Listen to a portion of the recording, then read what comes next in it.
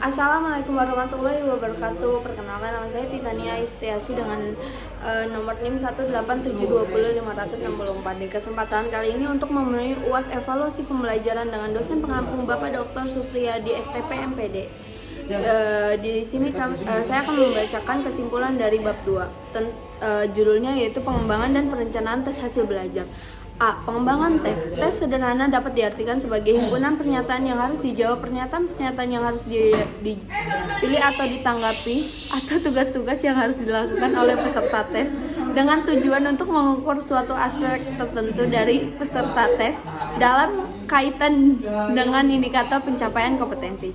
Menurut Epps College dalam Arikunto 1995, tes adalah serangkaian pernyataan atau latihan alat yang lain digunakan mengukur keterampilan, pengetahuan, intelijensi, kemampuan, bakat yang dimiliki individu atau kelompok. Langkah-langkah pengembangan tes. Langkah-langkah pengembangan tes yang pertama menyusun spesifikasi tes, yang kedua tes menjodohkan, yang ketiga tes pilihan ganda, yang keempat tes uraian. B. Perencanaan tes. Merencanakan tes merupakan salah satu langkah yang tidak boleh ditinggalkan dalam perencanaan dan desain pembelajaran. Melalui evaluasi yang telah bukan saja kita menentukan keberhasilan siswa mencapai tujuan pembelajaran, akan tetapi juga sekaligus dapat melihat efektivitas program desain yang dirancang. Kemampuan yang mengembangkan perencanaan tes merupakan keharusan bagi seorang guru atau pengajar. Yang pertama, pengertian perencanaan tes. Tes berasal dari bahasa Latin atau testum yang berarti alat ukur. Dalam bahasa kuno yaitu tes berarti dipergunakan untuk membedakan antara emas dengan perak serta logam lainnya. Ada 6 hal yang harus dipertimbangkan dalam perencanaan tes. Yang pertama, pengambilan sampel dan pemilihan butir. Yang kedua, tipe tes yang akan digunakan. Yang ketiga, aspek yang akan diuji. Yang keempat, format butir soal. Yang kelima, jumlah butir soal. Yang keenam yaitu distribusi tingkat kesukaran tes. Yang kedua, ketentuan pokok perencanaan tes. Dalam hubungan ini ada 4 ketentuan pokok yang perlu diikuti. Yang pertama, evaluasi yang harus dilakukan semua hasil pembelajaran yang penting. Hasil pengajaran tergambarkan dalam tujuan instruksi yang hendak dicapai.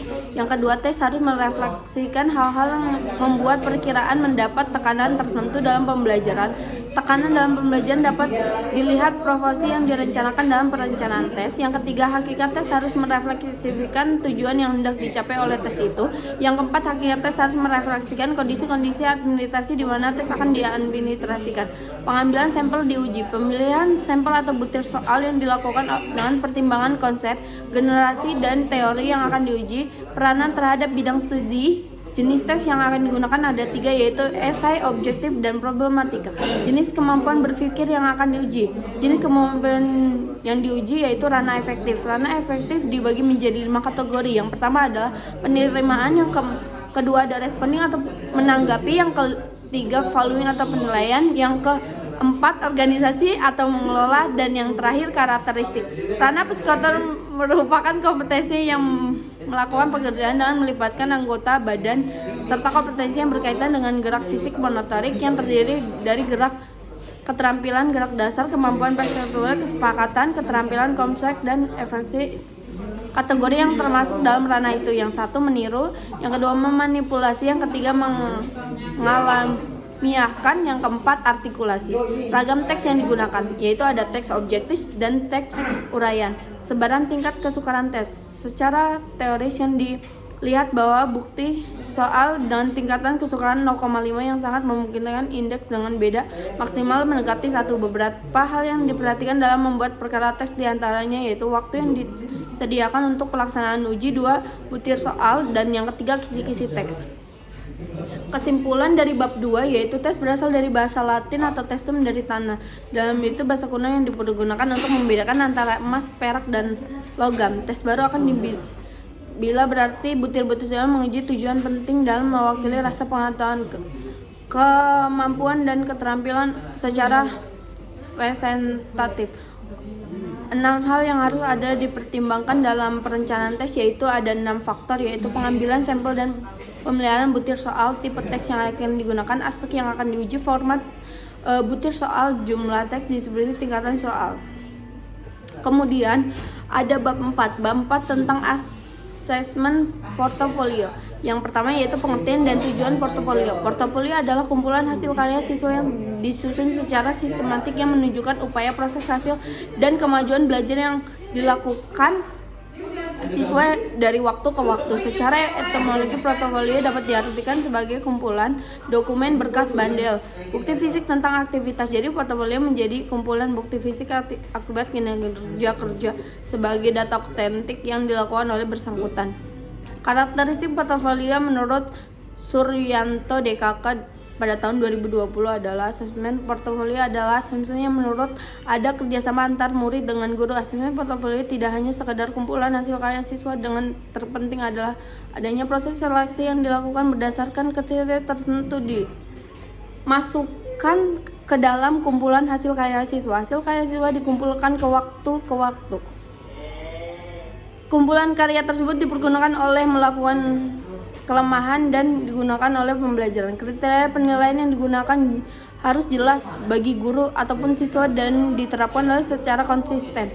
Menurut Suryanto 2020 ada tabel assessment portofolio. Yang pertama yaitu sebagai referensi keterampilan yang harus dimiliki sebab bukti penilaian suatu ranah.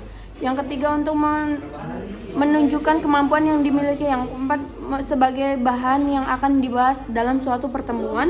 Yang kelima sebagai bahan pelaporan. Yang B, keunggulan dari kelemahan penilaian portofolio yaitu menurut Sani dari Parbawani dalam Parbawani tahun 2017. Yang pertama akuntabel. Penilaian portofolio merupakan penilaian akuntabel. Peserta didik, orang tua, dan masyarakat menerima penilaian yang dilakukan oleh guru. Peserta didik berperan aktif dalam melaksanakan tugas belajar. Penilaian ini memungkinkan individu untuk berkembang dari suatu karakteristik, kebutuhan, dan keunggulan. Yang ketiga melibatkan orang tua dan masyarakat. Penilaian ini merupakan individu peserta didik untuk berkembang sesuai karakteristik, kebutuhan, dan keunggulan. Yang C, perencanaan portofolio. Menurut Moskal pada tahun 2002 dalam Parbawani pada tahun 2017, langkah-langkah persiapan penilaian portofolio terdiri atas beberapa aktivitas. Yang pertama merumuskan tujuan belajar. Yang kedua menjelaskan kepada peserta didik yang dilakukan dalam penilaian portofolio. Yang ketiga menjelaskan karakteristik yang akan digunakan dalam penilaian portofolio. D, pelaksanaan portofolio menurut Sani dan Parbawani 2017. Yang pertama yaitu memotivasi peserta didik agar berusaha memaksimalkan melaksanakan kegiatan. Yang kedua menyelesaikan semua karya dalam batas waktu yang telah disepakati. Yang ketiga memberi umpan balik. Yang keempat memamerkan portofolio siswa. Yang terakhir yaitu pengumpulan bukti portofolio. Menurut Sani Parbawani 2017, peserta didik mengumpulkan bukti produk yang karya yang menunjukkan pencapaian hasil belajar untuk sebuah tema. Terbukti untuk pencapaian tersebut bisa berupa catatan, wawancara, artikel, kosak, foto, lukisan, gambar, tulisan, laporan, penilaian kerja, rekaman suara atau video, dan sebagainya. Kemudian kesimpulan dari bab 4 ini yaitu portofolio adalah kumpulan karya siswa yang diusahakan secara sistematik yang menunjukkan upaya, proses, hasil, dan kemajuan pembelajaran yang dilakukan siswa dari waktu ke waktu. Secara etimologi, portofolio dapat diartikan sebagai kumpulan bandel bukti fisik aktivitas. Jadi portofolio merupakan kumpulan bukti fisik aktivitas kinerja kerja sebagai data otentik yang bersangkutan. Asesmen portofolio merupakan salah satu cara penilaian untuk kerja dan hasil sehingga segala sesuatu yang dihargai dapat dinilai. Kemudian ada bab 6. Bab 6 kita ada pengumpulan dan pengelolaan informasi hasil belajar. Tujuan utama dari kegiatan penelitian adalah untuk mengetahui apakah kompetensi dasar yang telah ditetapkan sudah dapat dicapai oleh siswa atau belum.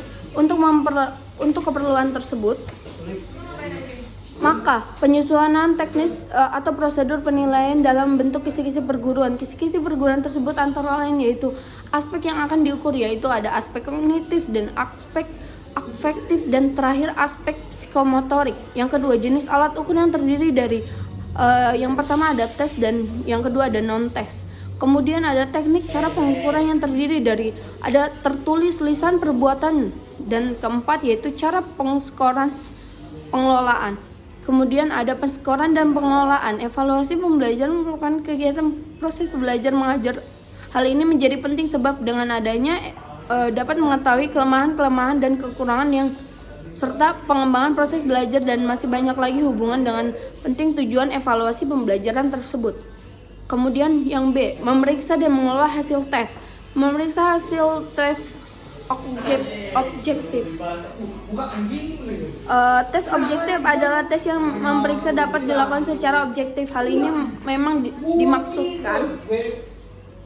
dimaksudkan mengatasi kelemahan dari tes bentuk esai. Dalam penggunaan tes objektif ini jumlah soal yang itu kurang lebih 60 menit, yaitu 30-40 soal. Jenis-jenis tes objektif. Jenis tes objektif yaitu selanjutnya Ari Kunto mengumumkan berapa jenis tes objektif, yaitu berikut. A. Tes benar salah. Soal benar pernyataan-pernyataan ini. Jika benar dilingkari dengan B, menurutnya jika salah dilingkari dengan S. Tetapi tes pilihan ganda atau multi choice test. Tes pilihan ganda terdiri dari suatu keterangan atau pemberitahuan tentang suatu pengertian yang belum lengkap, dan untuk melengkapi yang harus satu keterangan sistem dan bagian kemungkinan jawaban atau alternatif. Yang kedua yaitu memeriksa hasil tes uraian. Penerimaan skor atau scoring adalah masalah serius pemeriksaan tes hasil. Ada 5 faktor. Yang pertama adalah ketidaktepatan pemeriksaan dalam memberi skor. Adanya halo efek penilaian singkat yang sering mengikuti serta unsur-unsur yang tidak relevan. Yang ketiga carry over.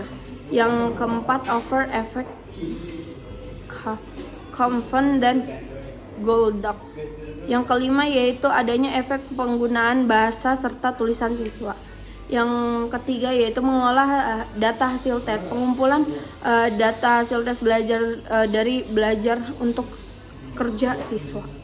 Kemudian di sini ada contoh Rubik. Contoh Rubik ini ada kolom tabel yang berisi nomor, indikator, dan skors. Di indikatornya itu yaitu cara membuat contohnya ini kan dalam pelajaran lab IPA, yaitu cara buat mikroskop. Terus scoresnya itu ada 4, 3, 2, 1 seperti itu. Yang terakhir yaitu analisis butir tes hasil belajar. Nilai hasil oleh masing-masing peserta didik ini adalah disusun oleh guru atau tutor yang berdasarkan kisi-kisi teks yang dianalisis oleh mengenai validitas tes, reliabilitas tes, tingkat kesukaran tes, daya pembeda, dan analisis faktor fungsi distrak sehingga dapat memberikan manfaat kepada guru. Kemudian ada kesimpulan dari bab 6 ini. Untuk keperluan, maka guru perlu menyusun teknis atau prosedur penilaian dalam bentuk kisi-kisi pengukuran. Kisi-kisi pengukuran antara lain yaitu aspek yang dapat diukur. Yang pertama aspek kognitif, aspek afektif, dan aspek psikomotorik. Kemudian informasi belajar yang diperoleh untuk kerja dikumpulkan dari tugas kerja mahasiswa melalui kerja langsung diamati oleh guru, perbuatan laporan, pengumpulan hasil karya, pengumpulan portofolio. Untuk memperoleh informasi tersebut, guru harus mempersiapkan pedoman pengamatan yang harus dilengkapi dengan kriteria pengskorskan dengan dikenal dengan Rubik. Nilai akhir yang diperoleh masing-masing peserta didik satu dengan yang lain belum tentu menjadi persamaan. Maka untuk mengetahui kualitas butir tes yang akan disusun oleh guru atau tutor berdasarkan kisi-kisi teks, maka perlu dianalisis melalui tingkat validitas, reliabilitas, tingkat kesukaran, daya pembeda, dan analisis faktor distrak. Yang ke-8 yaitu validitas dan reliabilitas alat ukur. Kemudian waktu yang tepat analisis butir soal dilakukan. Penilaian terhadap butir soal yang berdasarkan merupakan analisis butir soal. Selama ini pada umumnya para ahli mengatakan bahwa analisis butir soal makanya adalah penilaian terhadap soal. Dengan menilai beberapa persyaratan yang harus dilengkapi, penggunaan tes dituntut oleh pedoman penyusunan teks dan melalui uji coba. Kemudian berdasarkan uji coba, respon peserta didik dianalisis menggunakan program item untuk mendapatkan karakteristik butir soal yang memenuhi syarat dengan alat ukur yang baik. Menurut Subrata tahun 1999 menyatakan bahwa analisis butir soal mencakup telah soal analisis kualitatif dan analisis yang terhadap data empirik, hasil uji coba analisis kuantitatif. Kemudian ketiga karakteristik ini selalu bersama-sama menentukan mutu butir soal. Bila soal satu dari ketiga karakteristik ini tidak memenuhi persyaratan, maka mutu butir soal akan turun. Pada saat guru menyajikan suatu tes atau soal untuk mengambil keputusan, maka ide guru harus bahwa hal tersebut valid atau reliable. Yang pertama adalah tingkat kesuburan tes, yang kedua daya pembeda, yang ketiga distribusi jawaban, yang keempat fungsi pengecoh, dan yang kelima validitas, dan keenam rehabilitas. Yang kemudian cara melakukan analisis sederhana, yaitu ada analisis kualitatif dan analisis kuantitatif. Kemudian ada manfaat menganalisis butir soal. Berdasarkan yang diungkap Anastasia Urbania pada tahun 1997 dalam Suprananto 2012, yaitu yang pertama membantu penggunaan tes dan mengevaluasi kualitas tes yang digunakan. Yang kedua, relevan bagi penyusunan tes informatif seperti tes yang disiapkan guru untuk di kelas. Kemudian ada kesimpulan dari bab 8 ini, yaitu analisis butir soal secara kualitatif dilaksanakan berdasarkan kaidah penulisan soal tertulis, perbuatan, dan sikap. Ada beberapa teknik yang digunakan, yaitu teknik moderator merupakan teknik berdiskusi, di dalamnya ada suatu orang penengah. Yang kedua, teknik panel, yakni suatu ketika menelan butir soal dan berdasarkan kaidah penulisan butir soal. Kemudian analisis butir soal kualitatif adalah analisis yang berdasarkan data empirik. Data empirik diperoleh dari soal yang telah diuji, ada dua, yaitu analisis butir soal secara klasik dan analisis butir soal secara modern, disebutkan di sini. Kemudian ada manfaat menganalisis butir soal. Yang pertama, menentukan soal-soal yang dicatat telah berfungsi dengan baik atau tidak. Yang kedua, meningkatkan butir soal melalui 3 komponen analisis, yaitu tingkat kesukaran, daya pembeda, dan pengecoh soal. Yang ketiga, meningkatkan validitas dan rehabilitas. Yang keempat, merevisi soal yang tidak relevan. Kemudian bab 10 dan bab terakhir, yaitu penilaian berbagai jenjang pendidikan. Penilaian dari berbagai jenjang pendidikan. Penilaian hasil belajar oleh peserta didik bertujuan memantau proses kemajuan perbaikan yang dilakukan. Penilaian hasil belajar dari suatu pendidikan bertujuan untuk mencapai standar kompetensi lulus yang semua mata pelajaran. Penilaian hasil ini bertujuan untuk menilaikan kompetensi lulus secara nasional pada mata pelajaran tertentu. Pedoman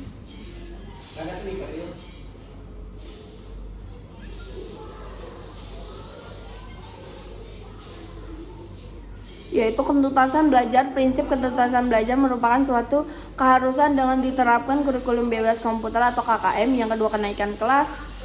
Yang ketiga adalah kriteria kelulusan, dan yaitu kemudian ada pelaksanaan penilaian pembelajaran berbasis kompetensi dalam pelaksanaan di berikut. Yang pertama, alat penilaian. Yang kedua, penyekoran. Kemudian ada pedoman pelaksanaan penilaian di perguruan tinggi, yaitu ada persyaratan untuk lulus program seperti jumlah SKS yang ditempuh minimal dan IPK minimal yang harus dicapai pada pasal 14, yaitu yang pertama, syarat kelulusan program pendidikan, ketetapan penjumlahan. Sekian dapat saya jelaskan, kurang lebihnya mohon dimaafkan. Wabillahi taufiq wal hidayah. Wassalamualaikum warahmatullahi wabarakatuh.